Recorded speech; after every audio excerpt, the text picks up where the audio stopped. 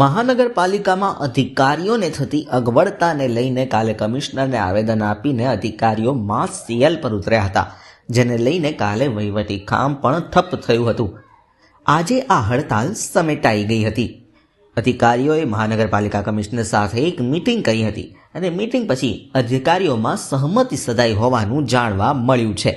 માનનીય municipal commissioner સાહેબ જોડે તમામ મુદ્દા ઉપર ચર્ચા થઈ છે, જેમાં જે અધિકારીઓ ફિલ્ડ ઉપર કામગીરી કરી રહ્યા છે, કાં તો ઓફિસમાં કામગીરી કરી રહ્યા છે, તેમની સિક્યોરિટી બાબતે અને કોઈક અન્ય ઇસમો દ્વારા જે એમની કામગીરીમાં જે કનડગત થતી હતી અને એના બાબતે કોઈક સિસ્ટમ સ્ટ્રેન્થન થાય, લોકોને સારી સુવિધાઓ મળે અને સમયસર એમની સુવિધાઓ ફરિયાદોનો નિકાલ પણ થાય, એની માટે શું સિસ્ટમ કરવી જોઈએ. અધિકારીઓની સિક્યોરિટી માટે જે એમના તમામના કેબિનમાં પણ સીસીટીવી કેમેરા લાગે, જેથી કરીને એમની સિક્યોરિટી બાબતે પણ એના બાબતે યોગ્ય કાર્યવાહી થાય, એ બાબતે સાહેબને રજૂઆત કરી છે અને વિવિધ મુદ્દાઓ સાહેબે એમના વહીવટી ડિપાર્ટમેન્ટના અધિકારીઓને સાથે રાખી અને તમામ મુદ્દાઓને નોંધ્યા છે અને લીગલ ડિપાર્ટમેન્ટને પણ જોડે રાખ્યું છે કે ભાઈ જો આ બાબતે કોઈ પણ કાયદાકીય પણ જો જરૂરિયાત પડે તો એ પણ એ લોકો લીગલ ડિપાર્ટમેન્ટ અમને સપોર્ટ કરશે અને આ બધી એશ્યોરન્સ આપવાથી સાહેબે અમને તાત્કાલિક સૂચના આપી છે કે ભાઈ તમારી તમામ બાબતો બાબતે અમે યોગ્ય તે કાર્યવાહી કરીશું. પણ સામાન્ય જનતાને જો કે અમે કોઈ પણ એમની જે રોજિંદી જે જરૂરિયાતો હતી અને જે અગત્યની સેવાઓ હતી અમે કોઈ પણ બંધ નથી રાખી અને એ તમામ બાબતે સાહેબે આજે કીધું છે કે તમે લોકો તમામ ડ્યુટી ઇમિડિયેટ અસરથી રિઝ્યુમ કરો અને સાહેબે આ બાબતે યોગ્ય કાર્યવાહી કરવા માટેનું એશ્યોરન્સ આપ્યું. રાહિત વ્યક્તિઓ ડિપાર્ટમેન્ટ વાઇઝ અલગ અલગ હોઈ શકે છે, બરાબર છે, કે જે કોર્પોરેશનની છબીને ખરડે છે, એટલે એ જ બાબતે સાહેબને અમુક અમારા જે મુદ્દા હતા એ બાબતે સાહેબે કીધું છે કે ભાઈ આવા કોઈ પણ ઇસમ હોય દરેક ડિપાર્ટમેન્ટ વાઇઝ સાહેબને કીધું છે કે ભાઈ તમારા આવા જે પણ હોય અમને ખાનગીમાં આપજો અને અમે એ બાબતે યોગ્ય કાર્યવાહી કરીશું. મીડિયા બાબતે સાહેબને અમે કોઈ એવી મીડિયા કે કોઈના નામજોગ અમે ફરિયાદ કરી જ નથી.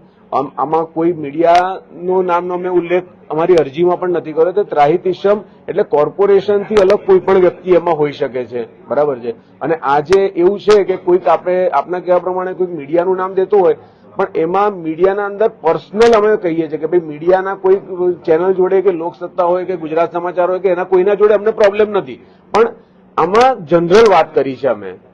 આ મીડિયાનું એટલે એ જ કહું છું તમને કે મીડિયામાં કોઈ મીડિયાનું નામ દઈને વાત નથી કરી, જનરલ કોઈને પણ તકલીફ પડતી હોય તો એ બાબતે કાર્યવાહી. આજરોજ માનનીય મ્યુનિસિપલ કમિશનર સાહેબ સાથે અમે તમામ વર્ગ એકના અધિકારીઓને અમારે જે પણ સમસ્યાઓ હતી એ એમને કહેવામાં આવેલી છે અને કમિશનર સાહેબે પણ એશ્યોરન્સ આપ્યું છે કે જે પણ પ્રશ્નો હશે અમે અમારી રીતે વહીવટી જે પણ હશે એનું સોલ્વ કરીશું.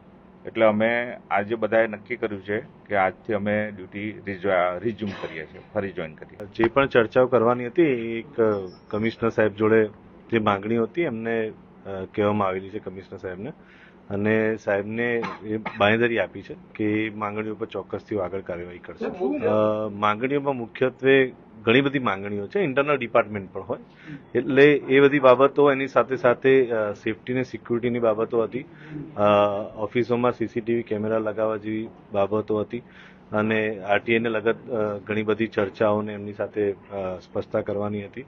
આમ વિવિધ મુદ્દાઓ પર રાહિત વ્યક્તિની નામ હોય એટલે ત્રાહિત એટલે જ કહેવામાં આવ્યું હોય કે દરેક બાબતને ઉજાગર કરવાની ના હોય, કેટલીક ઇન્ટરનલ ડિપાર્ટમેન્ટ બાબતો પણ હોય છે. એટલે એના માટે સેફટી અને સિક્યુરિટીનું મેં આપને કીધું એ પ્રમાણે સાહેબને અમે સૂચન કર્યું છે કે તમામ વર્ગ એકના અધિકારી છે તમામના ચેમ્બરોમાં સીસીટીવી કેમેરા લગાવવામાં આવે અને જેથી જે કામગીરી છે અને કામગીરીને એ લોકો મુક્ત રીતે કામગીરી કરે. દિવસે મને ક્લાસ 1 ઓફિસર્સ દ્વારા એક આવેદન આપવામાં આવ્યું હતું, સાંજના સમય હતો, પણ એ લોકો 2-3 ઇસ્યુઝને લઈને એ લોકો એની ગ્રીવેન્સીસ હતી, એ ગ્રીવેન્સીસ ત્યાર સુધી રિઝોલ્વ ના થયા ત્યાર સુધી અમે લીવ ઉપર ઉતરવાનું એ લોકોએ કીધું હતું. Unfortunately even I was not available. ગઈકાલે મારા પપ્પાનું ફાધરની હોસ્પિટલ ટ્રીટમેન્ટ ચાલતું હતું, હવે પણ થોડું મારે એમરજન્સી જ છે, પણ આ ઇસ્યુઝ રિઝોલ્વ કરીને તાત્કાલિક પબ્લિકની સર્વિસીસ રિસ્ટોર કરવા માટે અમે મહેનત કરી રહ્યા છે. એટલે કોઈની પણ આમ પણ નીચે કોઈના ગઈકાલે જે ડ્રેનેજ સર્વિસીસ, સોલિડ વેસ્ટ યા વોટર સપ્લાય સિસ્ટમ્સ કરવામાં કોઈ રોક લાગ્યું નથી, એટલે ફિલ્ડ વર્ક તો કામ ચાલતું જ હતું. ક્લાસ 1 ઓફિસર્સની માંગણીમાં અલગ અલગ છે. આઈ થિંક આપ એમને પૂછી શકો છો.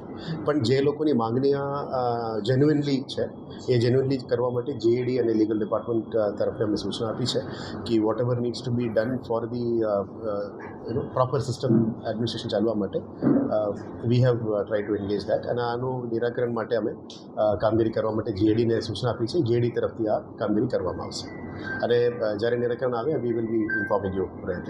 જીએડીને કીધું છે, જીએડીને ગાઈડલાઇન્સ બનાવવા માટે કીધું છે. Whatever systems are problem છે, આ પ્રોબ્લેમ્સ ફિક્સ કરવા માટે જીએડીને ગાઈડલાઇન્સ કરાવવાનું કીધું છે અને ફિઝિકલ ઇન્ફ્રાસ્ટ્રક્ચર ઇમ્પ્રૂવ કરવા માટે જે પણ પગલાઓ લેવાની જરૂરિયાત છે એ પણ લેવા માટે સૂચના આપી છે. એટલે આઈટી ડિપાર્ટમેન્ટ અને બધા એની કામગીરી કરશે.